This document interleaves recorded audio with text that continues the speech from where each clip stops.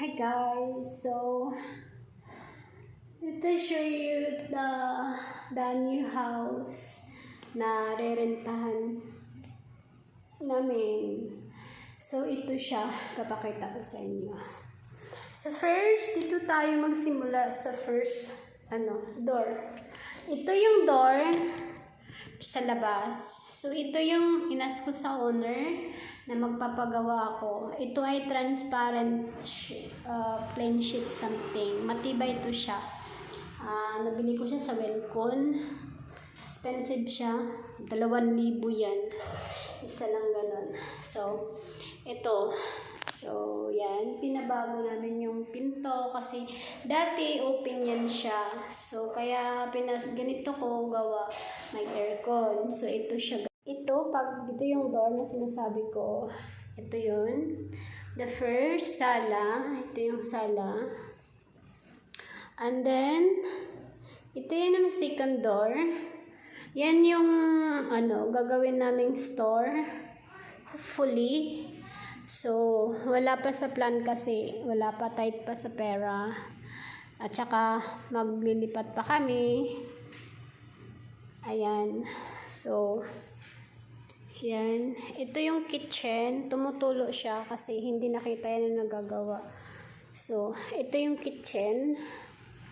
Ayan. Dati, yung kitchen na yan, ganito lang. So, inas ko rin siya sa owner na lagyan ng kisame kasi mahuhulog yung dumi. And then yan, wala siyang ganyan. So, yan yung mga bago. Actually, dati hallway lang to. Yung parang ganito lang. Ganyan lang. So, pinaharangan ko siya rito. Kasi nga dating grocery to. So, pinaharangan ko. Naglagay ako ng net doon. Yung net na panghalaman. Para di makapasok yung mosquito. And then, naglagay na rin ako ng kurtina. Para hindi as in, yung kita yung tao sa loob. And then, kulang pa nga siya. Akala ko kasi 4 lang. So, need pa ng 2. Ayan. So, outside na yan siya.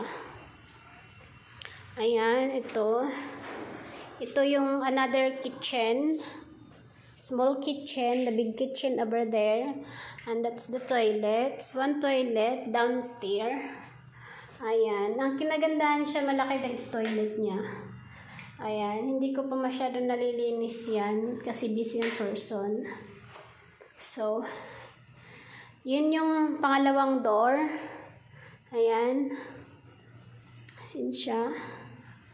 And then, so, dito namin nilalagay yung TV and my one, boy. So, this is the one, room downstairs. Room 2 ng aking binata, ng aking man. Ayan. So, yan siya. Kasyang double deck. So, ito yung, buong unang living room. And then, ito yung pinto nagkukunik dito sa harap sa first pinto. So, akyat tayo sa taas. Ayan.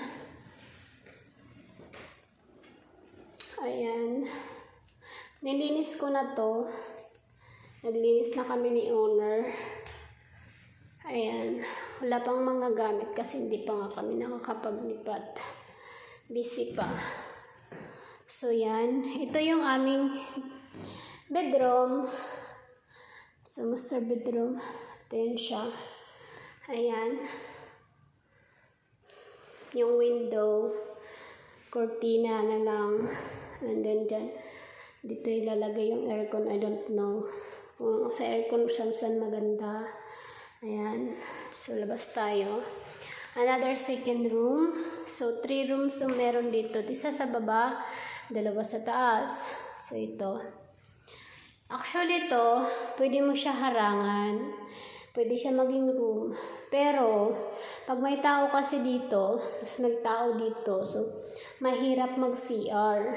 Kasi, magkalapit lang, madidisturb. So, hindi namin yan nalagyan ng ng bed, lang yan, lahat, closet, mga damit, important things. And then, another side, yan ulit. Then, this is the window. So, Pag gusto, ayan yung view. Pag inopen mo yung window, so makakalanghap ka ng air from there outside. So ako kasi mahilig ako magtuyo. So dyan ako magbibilad ng dry fish one day. Whatever I can do if sunny day. So there is the toilet again. So, this is yung malaking toilet. So, nilagyan ko na siya ng shower. Actually, yung shower niya, ninahang lang siya dyan. Wala talaga siyang permanent na shower. So, ako lang ang naglagay. And then, yan, yung bidet.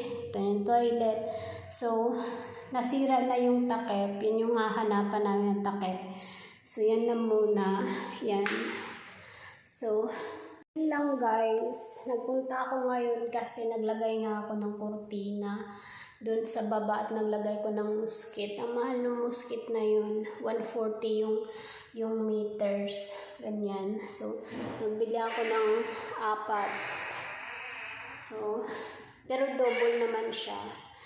Ang ganyan. So, sasara muna natin yung mga pinto para yung mosquito hindi siya makaakyat. So, may wifi na rin dito guys kasi pinakabitan ko na siya mga ilang days nang nakalipas. Para pag nakalipat kami ready na, hindi na ako maghahagilap ng connection.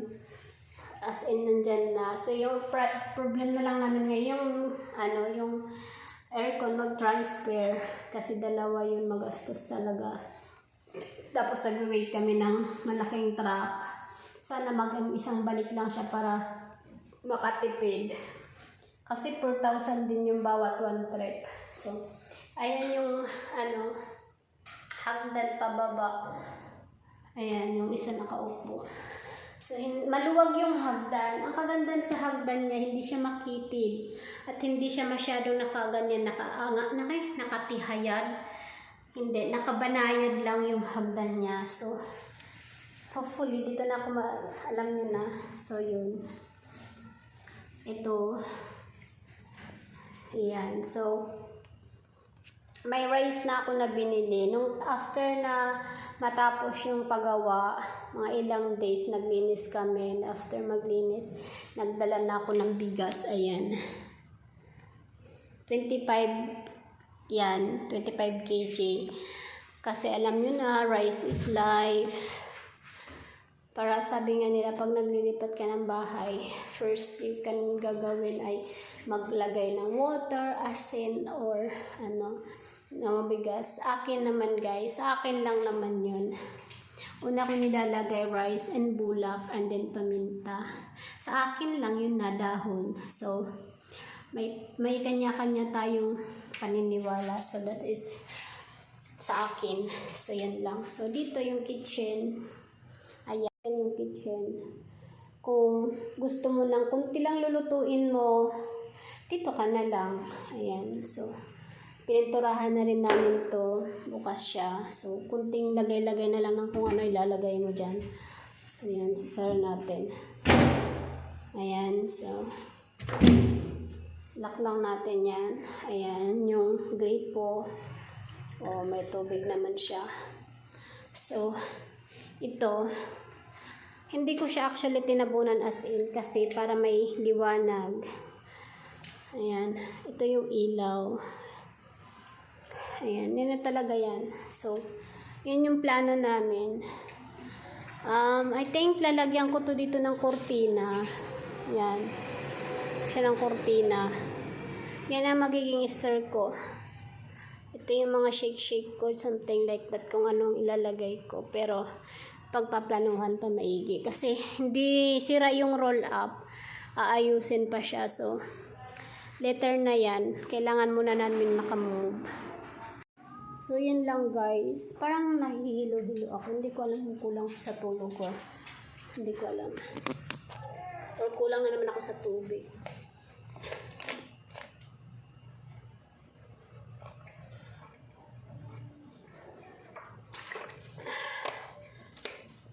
So, yun lang guys. Hindi pa kami nakakalipat.